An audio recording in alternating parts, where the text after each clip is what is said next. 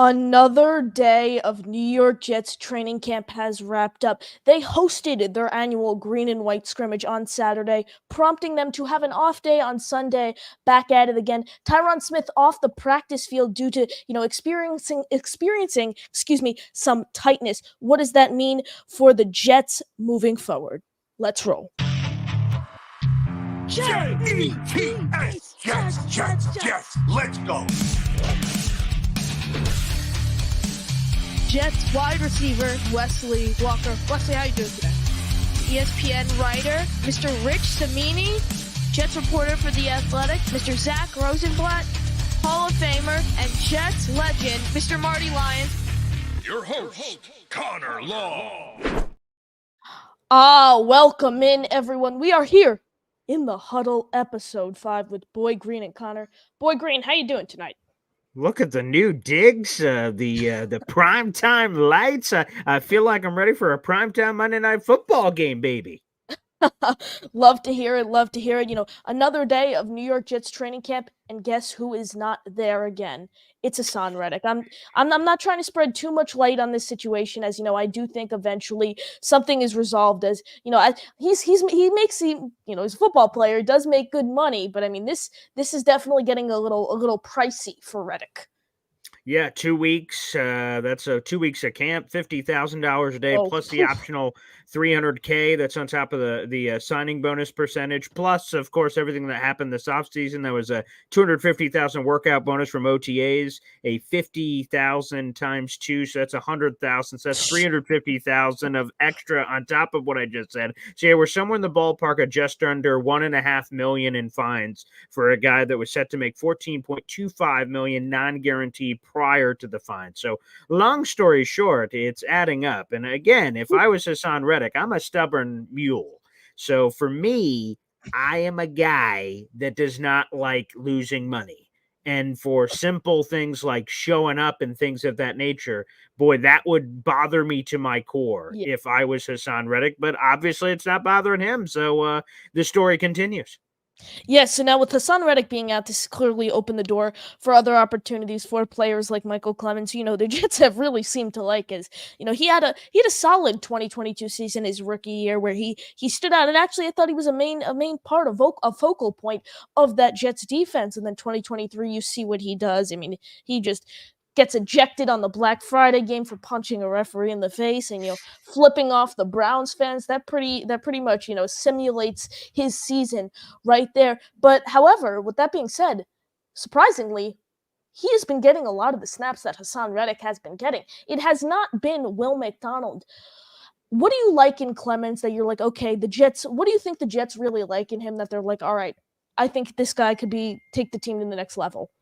Yeah, the Jets actually released their unofficial depth chart earlier today. Michael Clemens was starting in place of Hassan Reddick, and I hide nothing about it. I've been a massive Michael Clemens fan since the first time he stepped up to the podium, and then you really dive into the person, the character, and the talent is all there for me. And I know there are some Jets people that are not a fan of Michael Clemens. There's a group that have been begging for him to be cut this offseason. They don't like him.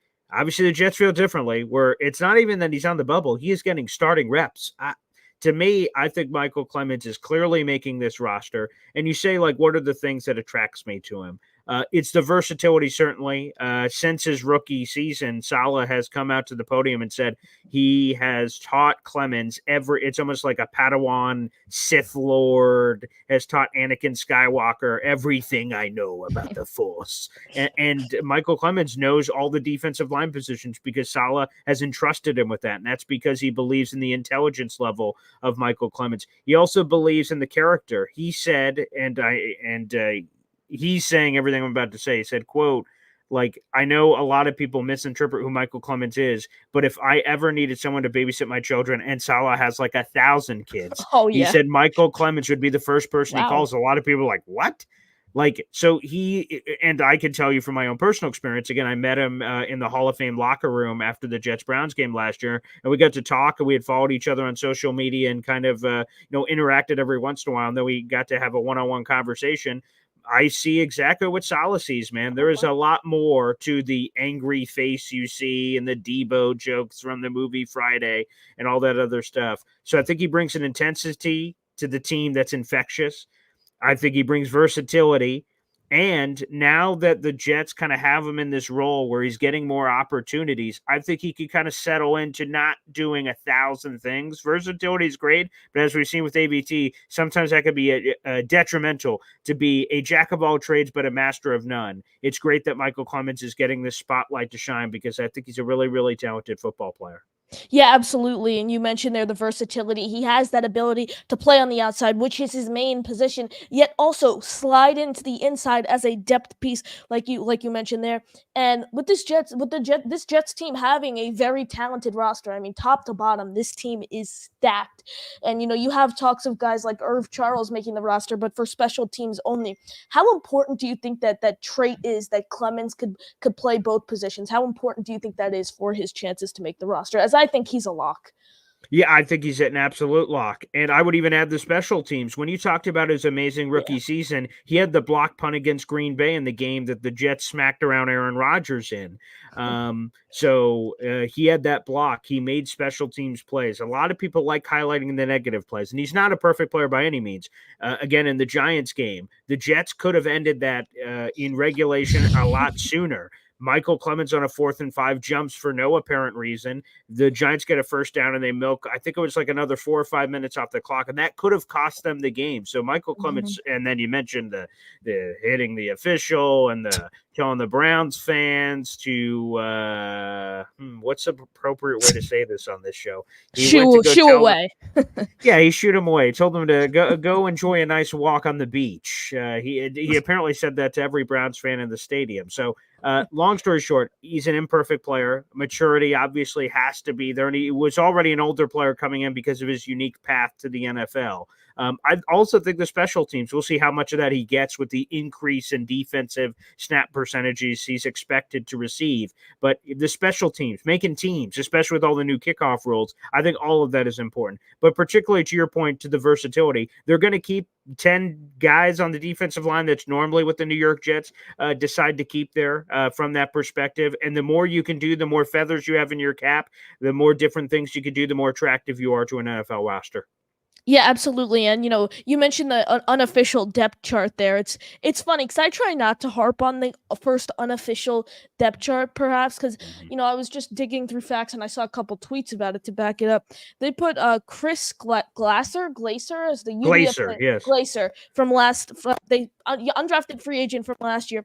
They listed him as the number 2 center for the Jets. He hasn't played a snap of center in college or the NFL. And then also you look, and Hassan Reddick's their edge 4, but theoretically that's not happening. But generally speaking, based on the current situation, yeah, I think he would be edge 4. And we saw it a couple years ago with Tevin Coleman being ahead of Breece Hall. So it's like these things don't really mean anything, but it's just interesting to get a feel of where Robert Saleh, Joe Douglas and company, where they stand today, right now, as we just wrapped up practice number 10 of the New York Jets training camp so far. And yeah, like I was saying, every single roster spot is valuable there. Someone though who I think has, you mentioned new kickoff rules there. Someone I think who has a real chance to earn that job is Isaiah Davis. All the talks are going to Xavier Gibson and Malachi Corley. I think that, Davis has been getting a fine amount of snaps throughout camp, the reps there, and Salah's harped on a lot about and Brent Boyer, how it's kind of like a run play, and they seem to like Davis there. Davis, a converted running back. What do you think his chances are of being one of those 2 guys back there returning kicks? Yeah, again, this unofficial depth chart was put together by the media staff, but they do cover all the practices, so they are counting up reps and things of that nature. So it's somewhat of an educated guess on how they believe the team feels about it. But yeah, that was a surprise because obviously we get the Tariq Cohen news, and he was firmly in the mix for one or if not both of the return jobs, both from a kick return and punt return perspective. That chess piece gets removed from the board. Everyone moves up a notch, and that was interesting. That behind Xavier Gibson, who's still injured, and hopefully he comes back probably next week or so. Isaiah Davis is the next guy up. So if Gibson is compromised anyway, Isaiah Davis is the leader, number 2 on the depth chart at both kick and punt returner. So he is a guy that they believe is going to get on the field. And I love how you described that from the coaches, that it's kind of a running play right now, because that's what it is. It is a quarterback hiking the ball and then handing it off to a running back in a unique way, with it being the kickoff rule. So no, Isaiah Davis is a fun choice. I'm going to be honest, not one I've had high on the bingo card. I've thought about X. I've thought about Malachi Corley. I've thought about a lot of different iterations of other guys, but Isaiah Davis is not someone I've really put a lot of stock into as a potential option there at returner, but boy, he's picking up steam. What about guys like Brandon Codrington or Tyler Harrell, who've been taking snaps there? I look at Codrington first. He has a ton of experience as a kickoff returner. I think that's his only shot. He's been getting burned on defense from what I've seen so far throughout camp, and he's completely undersized. I mean, the guy's 5'9", I believe he is. So that definitely hurts his chances. But what about a guy like Tyler Harrell? Do you think he's a practice squad guy who maybe gets elevated for some injuries there? When you say so emphatically that 5'9" is undersized, I'm not sure how I'm supposed to feel at 5'3" on a slanted hill, but that's neither here nor there. We can address that with our therapist after the show, I suppose. But no, I mean, like on Codrington, another important role he brings is he is listed as the reserve nickel to Michael Carter II, who also has not returned to practice yet. He's dealing with an ankle issue. And I had Joe Blewett, your teammate at jetsxfactor.com, on that damn straight, my film junkie, okay, from Thursday's episode. And old Joe Blewett says that Quantez Stiggers is not an inside player in terms of playing the slot. And Brandon Eccles played boundary corner in college, so it's not him either. So, boy, if MC2 comes out, who steps in? Again, according to the unofficial depth chart right now, that's Brandon Codrington. That's something to watch as we go into camp, or if perhaps a new player steps into that role potentially. Big nickel Ashton Davis would be my lean there if they do go in that direction. But Tyler Harrell, he's an option, but to be honest, with the depth of the wide receiving core, they do have a lot of injuries right now, so that's a thing that could potentially help Harrell if he's going to make some noise, because you think about everybody else there. Malik Taylor's banged up. Lazard was banged up before he came back. Mike Williams, we still don't know what's going on there. So it's Garrett Wilson and a bunch of injured guys. So long story short, that opens the door for Harrell, but looking at the depth chart, Irv Charles, another one who got banged up, looking at it, it would seem very difficult for him to make it on the squad. But I think it would have a chance on the practice squad, because it's a 16-man squad that's much bigger than it used to be. Yeah, absolutely. And, you mentioned the versatility kind of there and landing a practice squad. I think Harrell's out of the talk of making the Jets 53-man, but I think it's very easy for the Jets to get him on the practice squad, because if you look at his college stats, he only had 4 catches for 29 yards in his whole collegiate career.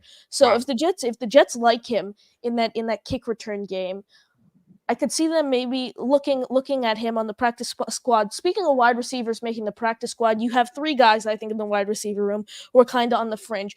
Irv Charles, Jason Brownlee, and Malik Taylor. I blanked on Taylor's name there for some reason. Personally, I think he's the favorite for that job right now. I don't care what they say about Irv Charles on special teams. Malik Taylor has came in. He's capitalized on every opportunity that has come his way. He's made acrobatic catches. He's been in Hackett's system. He's played with Rodgers. I want him to get that last spot on the depth chart. Heading into preseason, who are you leaning towards there? By the way, are we rocking a Breeze jersey? Is that what's happening right there? No, I'm not rocking a Breeze jersey. And, good thing you mentioned that. I'm going to pull up a comment. Bernard Nixon says, Tony Adams All-Pro. I am wearing a Tony freaking Adams jersey. That's whose jersey I'm rocking.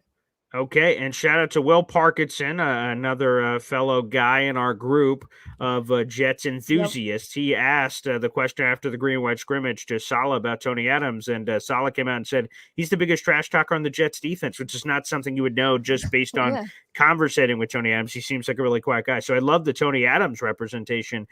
Very nice there. Yeah, he's a very nice player. But to your point on the wide receivers in the practice squad, Taylor's been a lot of fun. Remember the crazy Zach Wilson Browns Jets Hall of Fame game last year? That was Malik Taylor. The Giants PI call at the end. Yep, that was Malik Taylor. So he's a sneaky guy that none of us talk about that certainly has a lot of upside. Rodgers has talked him up a little bit too. Jason Brownlee, as Saleh has mentioned now on 2 separate occasions, had a very slow start to camp, but he's picking up speed now, both literally and figuratively, picking up speed, and that's something that they've liked to see from him. And then Irv Charles, again, I thought that Isaiah Oliver, I've said this for months, I thought he Yep. could be the key gunner on special teams that no one discusses based on his prior history. When you look at some of the analytics of his special teams, he seems to be a guy, but I haven't heard much of it in camp. Again, we're probably going to see that once we get into preseason games. There's gunner opportunities for guys to see if that's it, because outside of that, I don't think Irv Charles, with all due respect, and again, Dems the rules. As soon as I say that, I could say anything insulting that I want to after that fact. I think he is the Justin Hardy of wide receivers. He's going to give us absolutely zip and pip at wide receiver. So just to keep him on solely for special teams when he doesn't have the same ability as Justin Hardy, he's had splash plays, but he's had plenty of plays that he blew his assignment in terms of blowing his lane and not being in the right spot at the right time. That Chargers game certainly comes to mind on that big touchdown early in that game. So yeah, some of that to me is a little questionable, and I prefer that opportunity to go to somebody else right now. So we'll see. Brownlee's probably my favorite right now, but like Malik Taylor, he's been pretty talented too. Yeah, you mentioned taking gunner snaps there in terms of Irv Charles. I know the first episode we had, you said Isaiah Oliver. That's who you spoke about in terms of landing that job at gunner. 2 names that I'm hearing, and you've seen it on Twitter, who are taking snaps at gunner: Quantez Stiggers and Brendan Eccles. The Jets seem to really like Eccles there, and you want to kind of have 2 guys, whether it's Charles and you'll say, well, first off, Stiggers and Eccles are both going to make the roster, so maybe it's For those sure. 2. But like I said, like I've said time in and time out, the question becomes, do you want to pick a guy like Taylor? Like I said, chemistry with Rodgers, been in the Hackett system, capitalized on every opportunity, can play on the offense and on special teams? Or do you want to take a guy like Charles, who's a one-trick pony who can only play gunner, but he's very talented at it? I mean, we saw the first snap he had in punt coverage last year. He tackled Marvin Mims in order to force a fumble. And, before we get to a nice little segue to our first caller, you mentioned Tony Adams there being a nice guy. I actually saw a clip on Instagram Reels that everyone was going around. The social media team was polling the Jets. What teammate would you not want to have as your roommate? Tony Adams, Quincy Williams were the 2 that said, "I love all of my teammates. I will not pick. I will not pick one of them to be the worst roommate." But speaking of Tony Adams and Tony Adams jerseys, our first caller on the line is actually a proud owner of a Tony Adams jersey, as well as myself, Mr. Gary of 3D Boxing. Oh, and we lost him. There you are, Gary. Gary, how you doing? The 2 people on the face of planet Earth that have Tony Adams jersey, me and Kyle Long. Great minds think alike. He's also a Jets, Mets, and Nets fan, so he's trifecta. With a Tony Adams jersey, that's a quadruple vector. Like this. Very rare. I like that math. I also have a Xavier Gibson jersey that should be arriving shortly. Ooh. I thought you were about to say Xavier Valladay. I was wow. That would have been a deep cut. Yeah. Yeah. I wanted to start with Gibson. It's my boy. He's from Dallas. He's from my area. He's from my neck of the woods. He's got a great story. He's a guy that wasn't recruited at all out of high school, and then he finds himself on the Jets roster. I'm like, I had to look it up to make sure it was the same Xavier Gibson. Like, this is Xavier Gibson, from Woodrow Wilson High School in Dallas. Like, yeah, it is. It's like it's that guy. And then the first game of the season, he wins the game on a punt return touchdown. I'm like, this is my guy. I call every week or so, and kind of the status changes. Is he good? And I thought when Cohen retired, I thought, well, that's good for my boy Gibson. Is Gibson going to be on this roster? Is he going to be on the roster?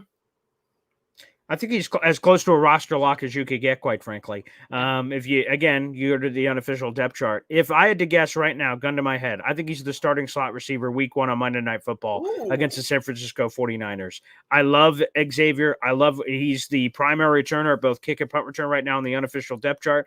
I think he is the inside gut shot over Corley, who has shown splash plays. But again, I think he's going to be a work in progress. Maybe he eventually takes that starting slot gig from X, maybe halfway through the season, but the time is now. And it shows how much the Jets think of him, despite this injury that's kept him on the shelf for about a week, and it looks like it might be another week out. for X, that he's remained on the top of all their depth chart and all their promises. They feel really good about X, and so do I. So yeah, I'd say he's as close to a roster lock as you could get to a player like X. Like obviously, like Brees Hall, like obviously he's a roster lock. So he's not Brees Hall, but for what he is, that's as close to a roster lock as you could get in my mind. That is music to my ears, Paul. Thank you. Of course. Which takes me to my next guy, another North Texan, another DFW guy, which you were singing his praise. And if you listen to Jake's show, everyone on Jake's show hates him. Michael Clemens. Again, he's big Mike. He's 6'5", 270. He's got a lot of athleticism for a guy that size. He ran like a 4.75 40 in the combine. I like him a lot, and not just because he's a Texan. I think a guy with that size and that athleticism in that system, right? Olbrecht and Salah have built a system, and it's kind of like what they do in San Antonio with Popovich. Like they just get the most out of players, and a guy with that size, I think he has a lot of upside. I know he's best case scenario, he's a backup, but you think his spot is not only comfortable, but you think he's going to have a somewhat of a major role in this year's defense?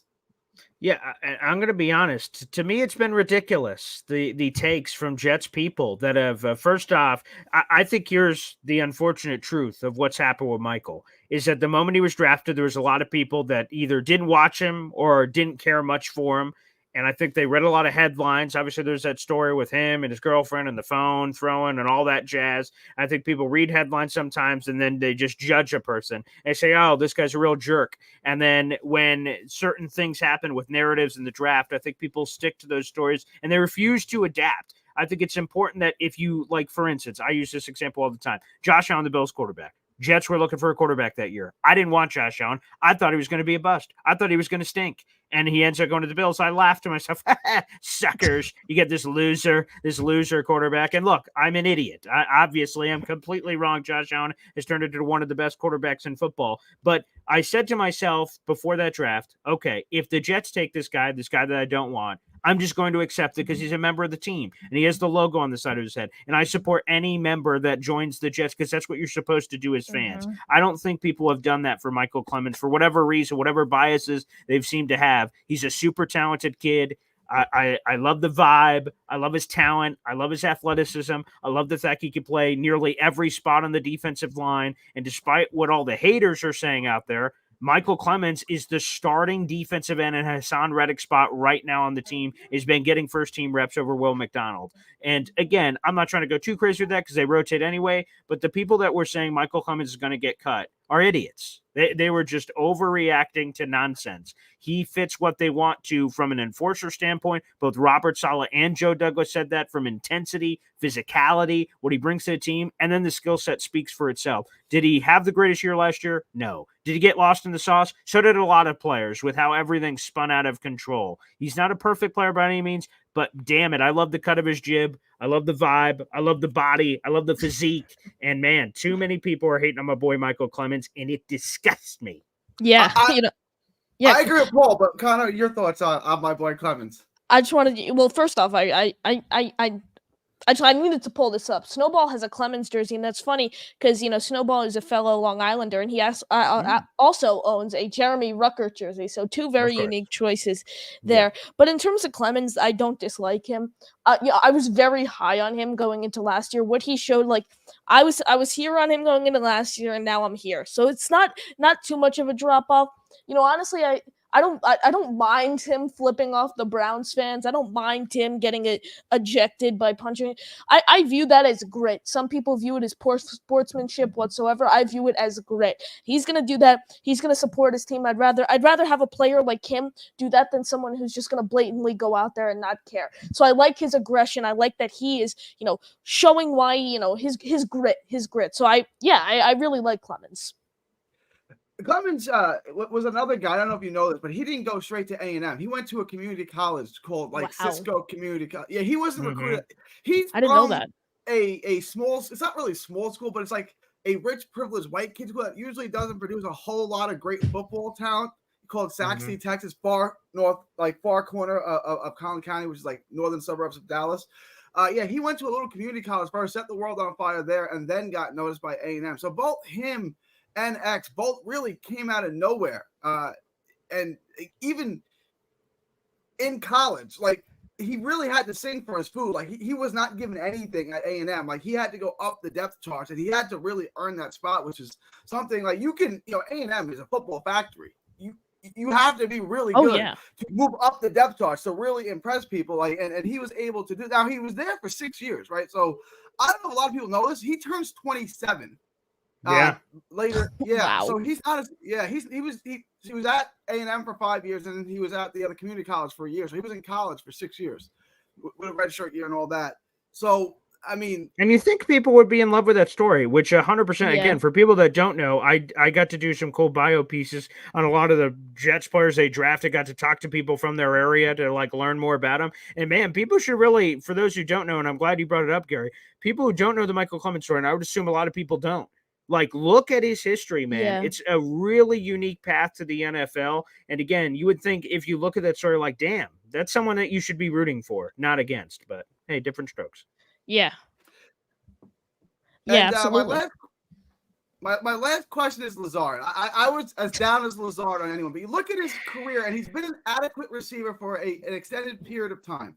Was last year an aberration? Can we expect better things from him? And if so, was it last year just maybe a mental letdown where once you replace the greatest quarterback of all time with the worst quarterback of all time, like mentally, it's not a great sign if that's what happened, but it's understandable. Do you think that's possible that he can go back to being adequate this year? I would say, is he going to be better than last year? Yes, because it would be near impossible to be worse because he was just so god awful. I'm just going to be blunt. So for God's sake, it would be, yes, yeah, sure. That's not saying much, but yes, he will be better. Again, the part I continue to harp on, and I'm trying to do a clean slate with this, but it's a hard thing as a former football player for me to have what I believe happened to Lazard, where there was a lack of effort.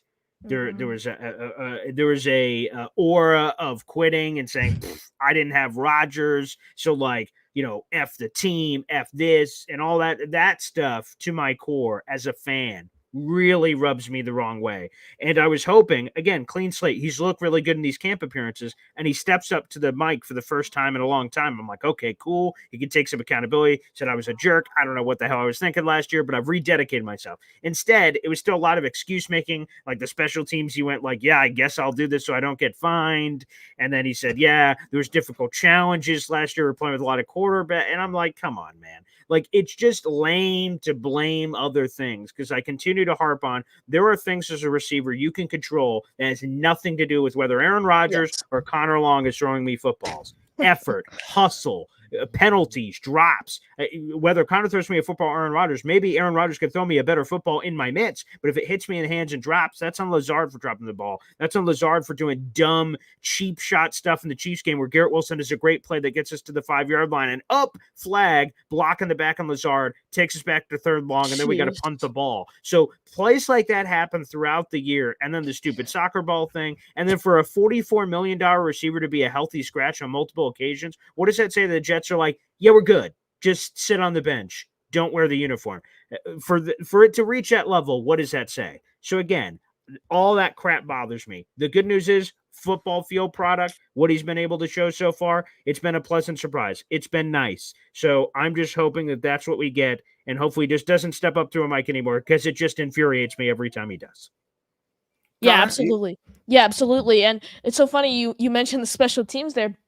When I was credentialed for media camp, when I was credentialed for training camp practice, this past Tuesday, week from today, actually, when Brant Boyer addressed the media, he really spoke on, I think Kaz it was who asked him about what has Lazard shown on special teams. He's like, hey, he's a great attitude. He's shown he's willing to do anything to make this roster. He's shown he's willing to do anything to get his foot in the door. So it's funny you mentioned that there of when he first went up to the podium, the fact that he was like, oh, I guess I'll do this special teams thing, blah, blah, blah. But Gary, really appreciate you the call. Any final thoughts? No, that's it. Thank you guys. Connor, Paul, you guys are doing a great job. This is a dream team here, you two. Great work. Thank you. Appreciate that. Appreciate Good work, it. Gary, Really appreciate the call. Yeah, and definitely some like Lazard there, 1000%. I mean, you mentioned the thing possibly not getting fined. I'm rooting for him. How can, like you said, like you mentioned earlier, how can you not root for a player on your Yes. own team? You gotta root for him, and I think there's a chance that he has a breakout year this year. I hope he does.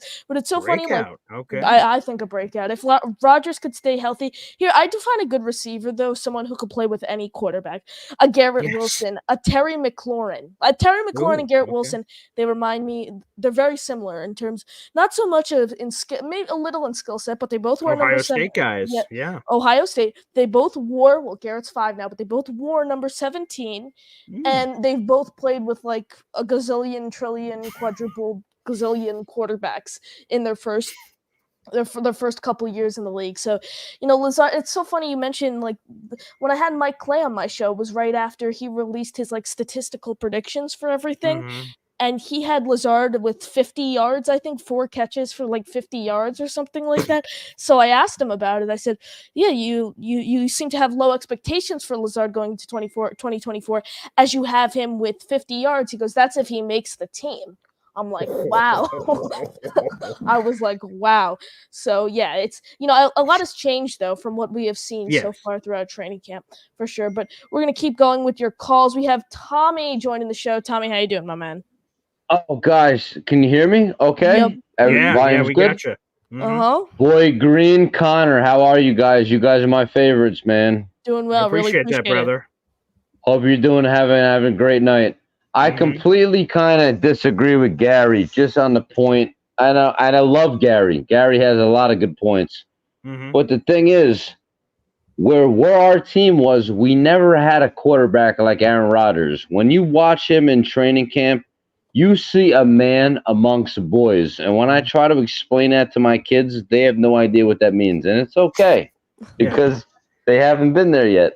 But when you see a man amongst boys telling everybody on the offense and defense of what they're supposed to do, and he knows every single position on that field of what can go wrong and how he can do something wrong and how he can fix it and make somebody else better, that's only going to make us Super Bowl run, bro. Super Bowl bound with our football gods.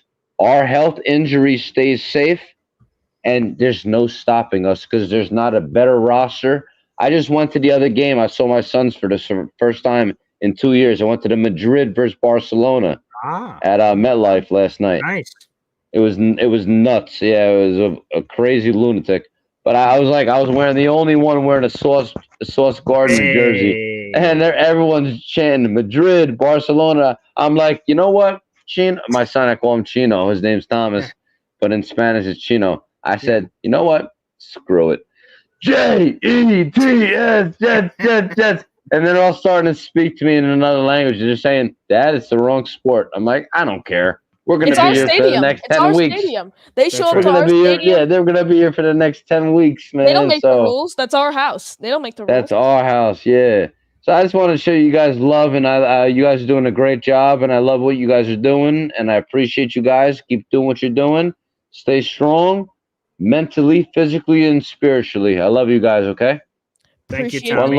Tommy. Really appreciate I'll just answer that point real quick to what he said. I think it makes a massive difference accountability because Zach Wilson and Sam Darnold, who are the previous young quarterbacks coming in, are these unassuming guys that are not barkers. They're not Aaron Rodgers like, hey, buddy, it was a slant. Like, again, like just cracking the whip and setting the bar high. That's what he's done with Tippmann. He's yelled at Tippmann, according to multiple reports, when the snaps have been all over the place. He's like, hey, Tippmann, cut the crap, like, let's go. And it's not to like make fun of him. It's not to belittle him. He says he turns around all the time and gives him praise outside of it for what he believes is all pro potential, but it's cracking the whip and holding him accountable. And why Aaron Rodgers can do that and some of those other guys can't are 2 reasons. Number one, credibility. He's got a Super Bowl ring on his finger. He's got 4 MVPs. Yeah, I think he knows what he's doing. So if he's telling me what to do, okay, you gotta listen. 100% I'm going to listen. So there is a command there that has been lacking previously, and that's going to keep everyone on their toes. And there's this belief. I can't remember who the player was, but it might have been Olu Fashanu, who talked about when Aaron Rodgers in the huddle, we all believe we're going to win the Super Bowl. We're going to go That's score a Tippmann. touchdown. Tippmann, Tippmann, great. That when we're in the huddle and he says things, we all believe whatever he says and what we're going to do. And he says it inspires the rest of us to rally. So to me, that's incredibly exciting and great point there. Yeah, before we get to our next caller, I will say this. People, talk about, okay, God, who's going to call offensive plays this year? Robert Saleh, Nathaniel Hackett. It's like, people are not realizing it doesn't matter who's calling plays. It's Aaron Rodgers' offense. Aaron Rodgers is going to do what he wants. I mean, like you said, 4-time NFL MVP. I mean, this guy's he's going to change the plays at the line of scrimmage. But then the question becomes, are these plays even competent enough that he could change them at the line of scrimmage and still have success? But yeah, I would say, even though the defense has been winning the majority of the battles, I will say the offense looks good. But like even if it wasn't, there would be something we'd be concerned about. I mean, is Zach Kuntz getting enough reps at tight end 4 or whatever? So it's like there's always some training camp storyline this year for the Jets. The main one was Hassan Reddick. There's always one of these lingering stories that happens throughout training camp. Just happens to be the defense winning the majority of the battles and Hassan Reddick. But let's get to our next caller. We have B-Mac joining the show. B-Mac, how you doing? Hey guys, young GOAT Connell and the GOAT Paul Jr. What's going on? Before I kick things off, I just want to apologize for the little intense moment this morning on your show, Paul. I to address it real quick, because I know we're streaming on my channel as well. Phil reached out to me privately. You're reaching out to me now. I just want to make it very clear. I am all for hearty conversation. I hope it happens on this show, in the huddle. I hope it happens on Boy Green Daily. I hope it happens on Boy Green Meets Woody, although we don't take phone calls on that show. I hope it happens everywhere, because hearty conversation's good, and I got nothing wrong with two dudes, girls, anything in between, or squaring up and trading dukes and debating a topic on the show. So no apology necessary. It's good as long as it's all in good fun. We don't need personal insults or anything going too crazy. I'm all fine with a good couple of jokes, barbs back and forth, as long as it doesn't, go over the top. I'm totally fine with people exchanging thoughts and having all kinds of conversations. So no apology necessary. Mac from the B. Yeah. Phil. Phil is a good dude. So I hope I didn't accept the deal. All good in the hood. I did reach back to him and say that we still cool. No, let's nice. Have fun. Let's chill for the Jets. Let's hope they go 20-0. Rodgers wins MVP and gets the Super Bowl and. Hopefully get Jets and Packers and who knows. So, okay, baby, let's do it. I do want to first of all, I got 2 quick points. My first point is the Michael Clemens thing. I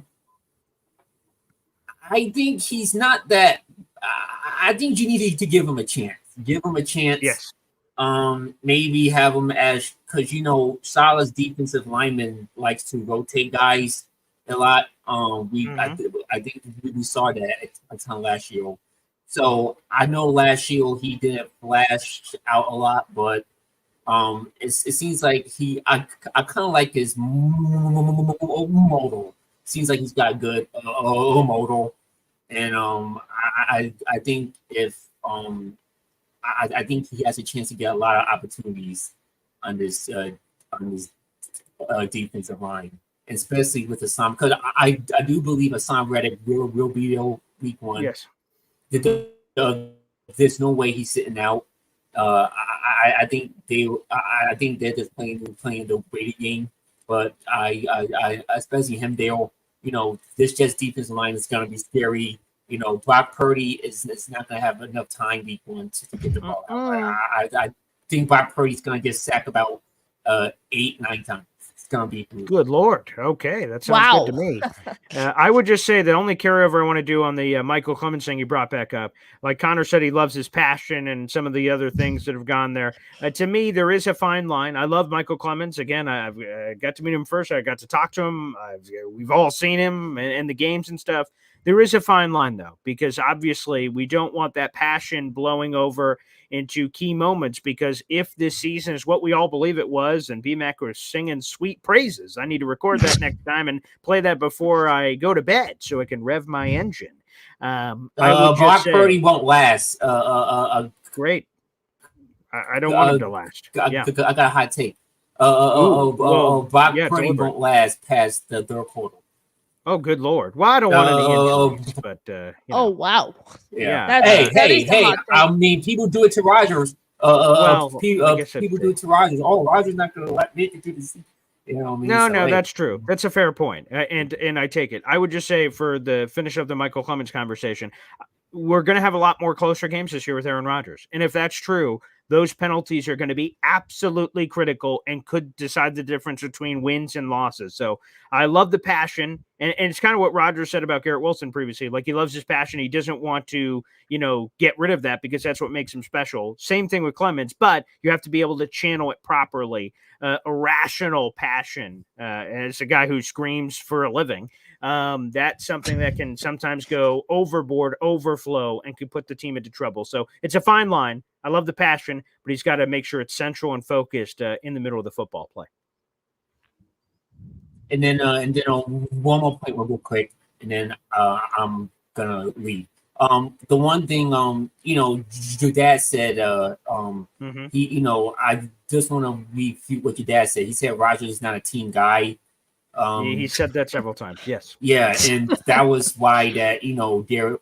Well, first of all, I don't want to bring up the Derek Carr thing, but Derek Carr in his press conference said that to the State fans, I can't promise you winning, but I will try my best.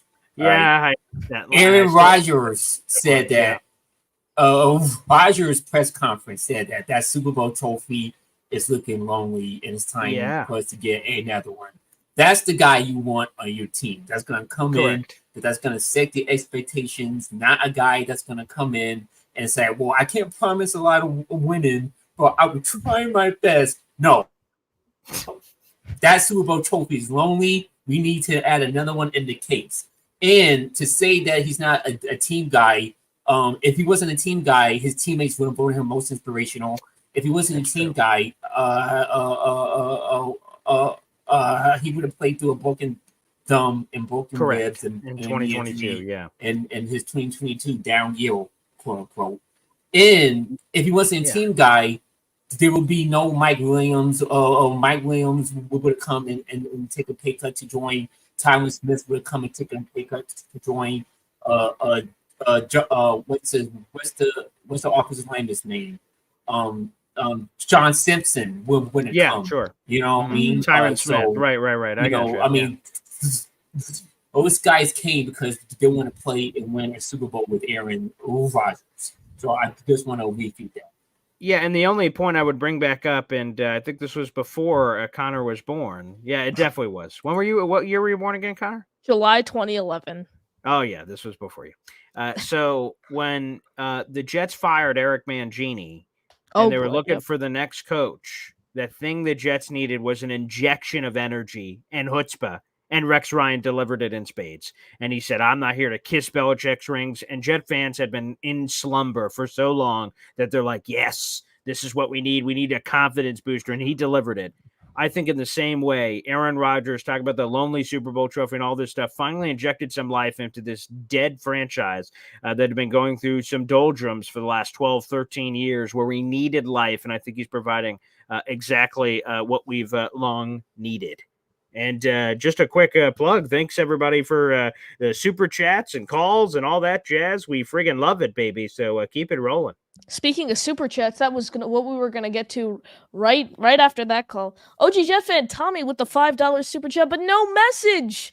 no message. Decided not to use the message in the super chat. Tommy, given that you did not use your message, if you put anything in the chat, we will be sure to cut right to it. But yeah, I mean, I completely agree. You mentioned not trying to wish injuries on Brock Purdy. I try not to wish injuries on any player, but I mean, what people have said about Aaron Rodgers is just not acceptable. Not acceptable to criticize number 8 like that.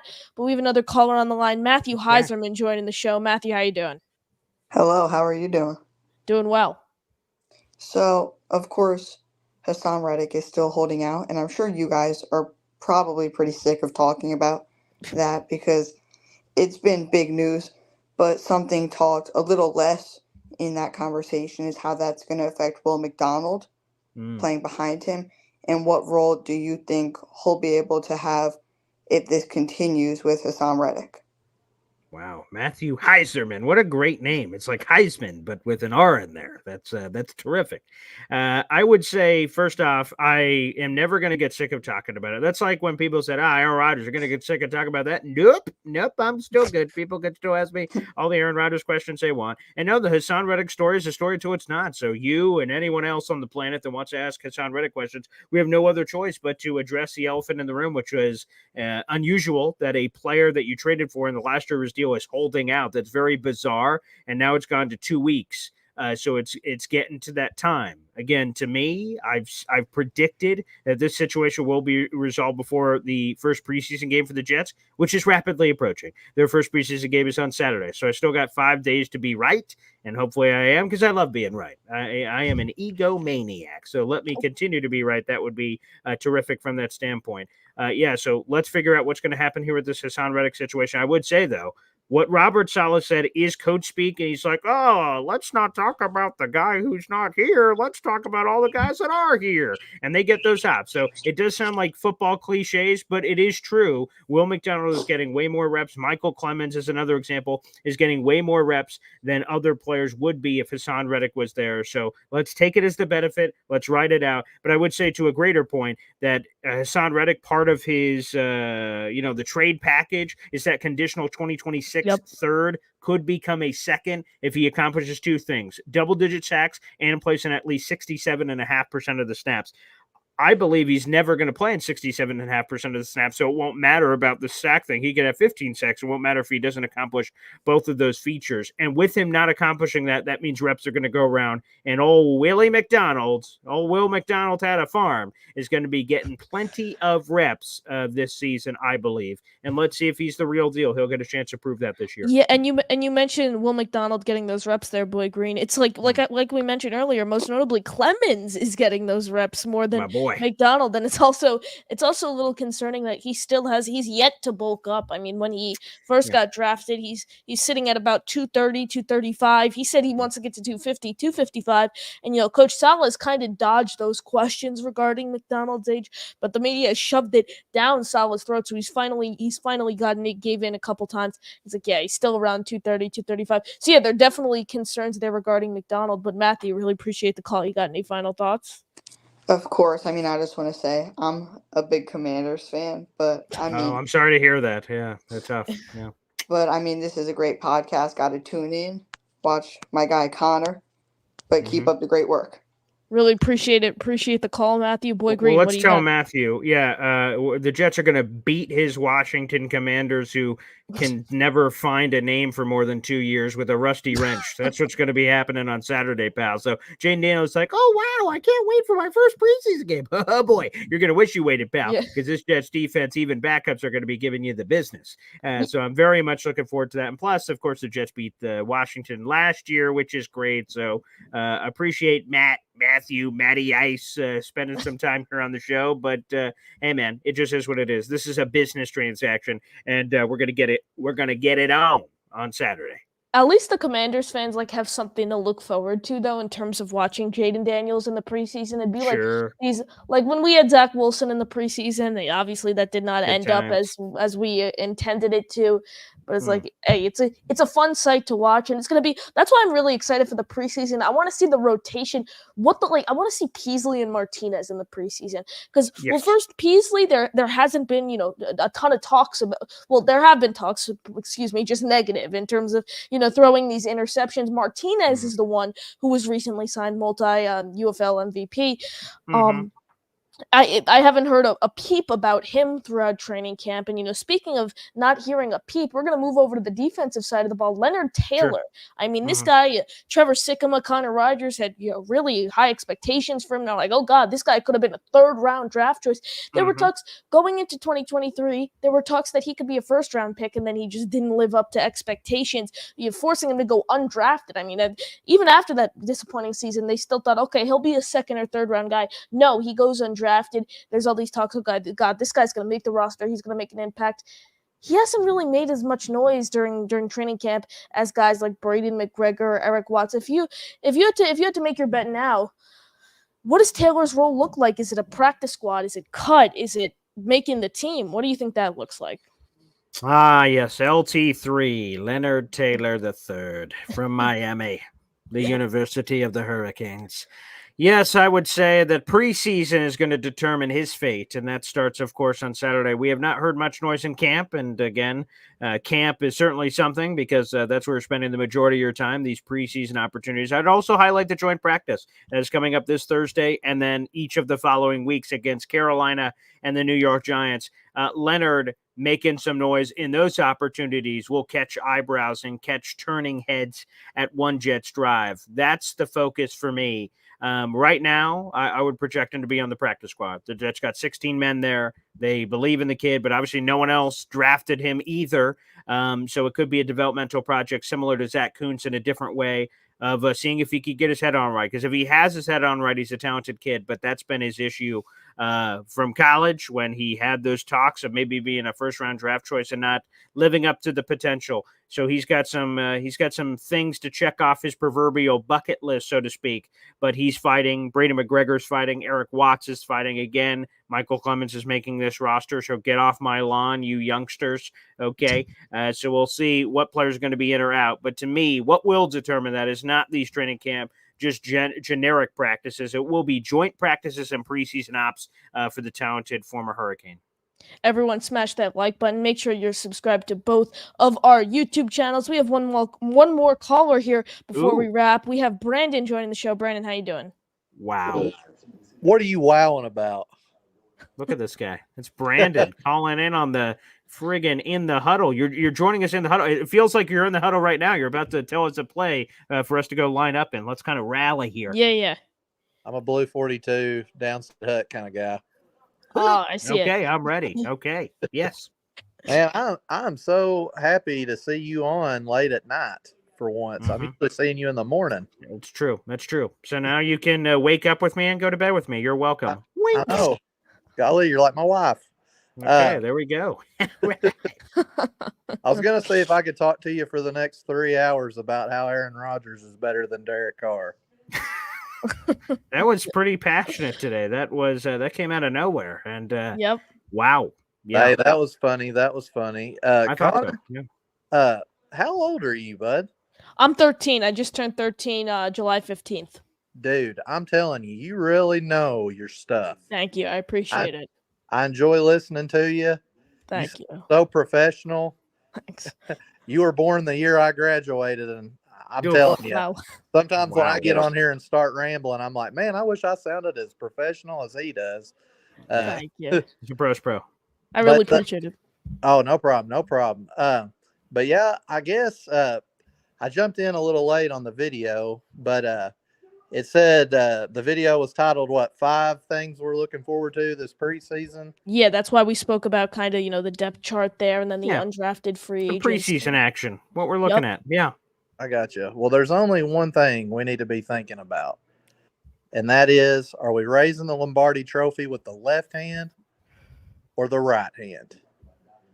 That's all we need to work. And I got to work on my crunches, make sure I give it a nice hoist delay. So, I'm telling you, we're gonna be fine this year. I think we're looking good. I think Hassan Reddick we're going to get him to sign Garrett Wilson. He's going to be looking like Randy Moss. Woo! Sign me up, baby. We're talking Randy Moss numbers, and that's really all I got. I was just really happy to see some Jets football talk this late at night. I appreciate y'all. I hope y'all continue to do this on. Y'all going to try to do this on Mondays. It won't be during this. Yeah, it won't be during the season, and rightfully so because of the Monday Night Football games. I wouldn't want to compete with Jet games and things. But yes, we'll be doing this for like the rest of the month. I got you. Well, I appreciate y'all having me on. Boy Green, I thought when B-Mac got on, I thought he was about to pull a Conor McGregor and say, I want to apologize to absolutely nobody. That would have been terrific. I thought that was when he like said, "Oh, let me pop on real quick." I'm like, "Oh my god, this is going to be so nice." And then I thought he was going to give us the Conor McGregor, and he didn't. I'm like, misstop. Well, hey, I appreciate y'all having me on, and y'all have a good night. Y'all be safe. Thank you, Brandon. We really, really appreciate the call. And Boy Green, we have actually a last minute caller, someone who just joined. Okay. Do you have time for another caller? Sure. Well, I guess it depends on who it is, but let's see who the hell it is. It is none other than Tim from Fishland. Tim, how you doing? My arch nemesis. Here he is. How we doing? Doing well. How are you? Actually, that's not true. It's not good to see. You're a scholar. You're going to be one hell of a kid, man, when you grow up. Thank you. Appreciate it. Okay. What about when I grow up, Tim? What about when I grow up? What am I going to be? I think you're too past that, Paul. Well, we tried the silver whiskers. There always is room to grow. Okay, there we go. I hope so. I'm 5'3", so excellent. So, the Hassan Reddick thing, how do you feel like this is shaking out? Because I think he's losing valuable reps. You got to remember on the D-line, it's a lot about timing with those stunts and stuff like that. So it's annoying.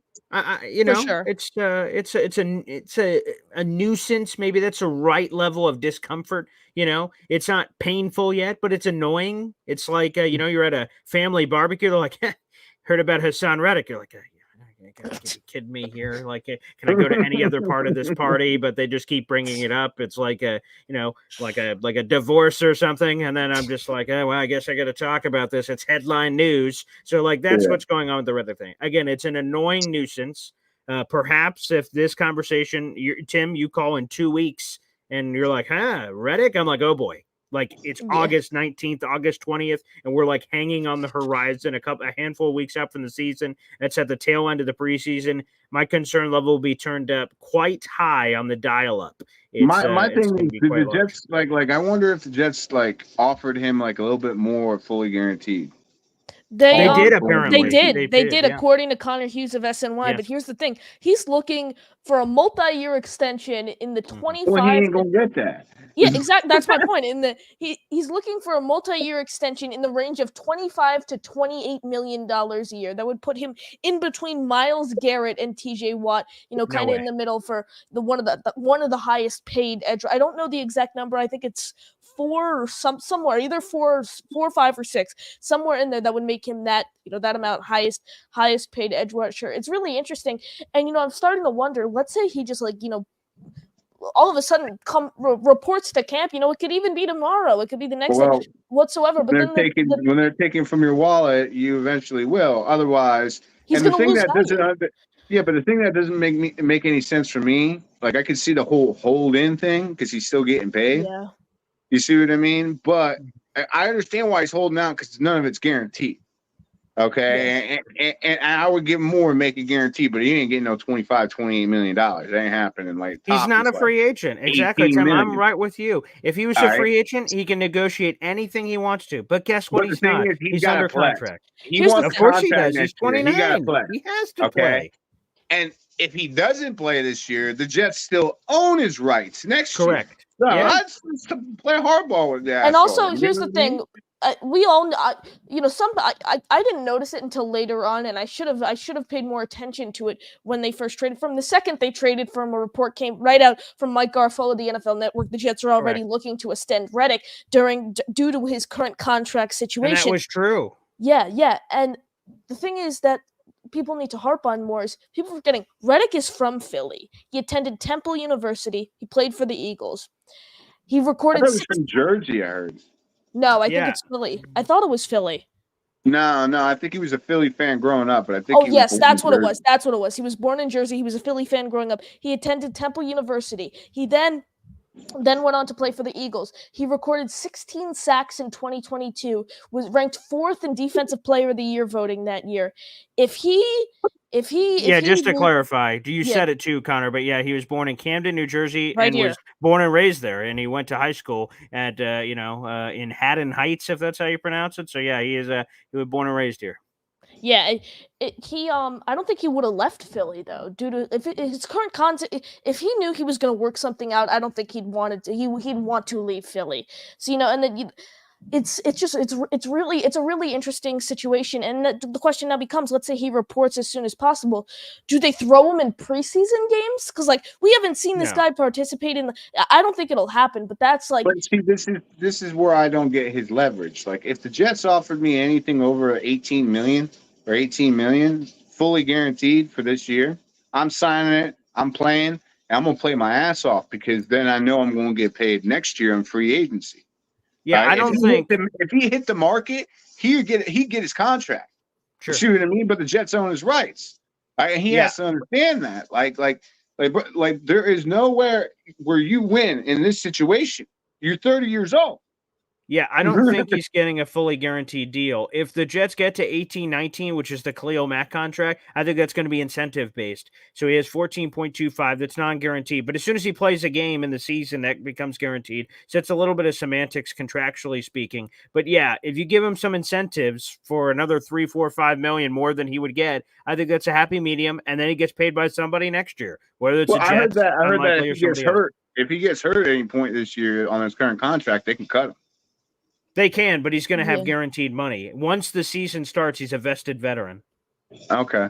I didn't know that. I thought it was whatever was on your guarantee contract. Like when you sign that contract, you know how you have a certain amount. Sure. For the full like amount. Right now, they could cut him, but they wouldn't because they need him. But once we get into the season, that money's happening.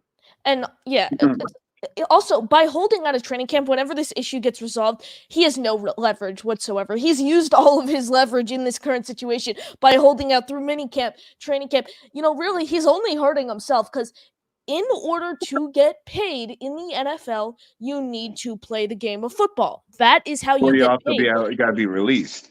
And he wasn't released right now.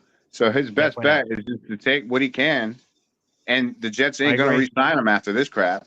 I wouldn't. Yeah. Yeah. You see what I mean? Like, you mentioned the hold in there. That's something you that is. reneged.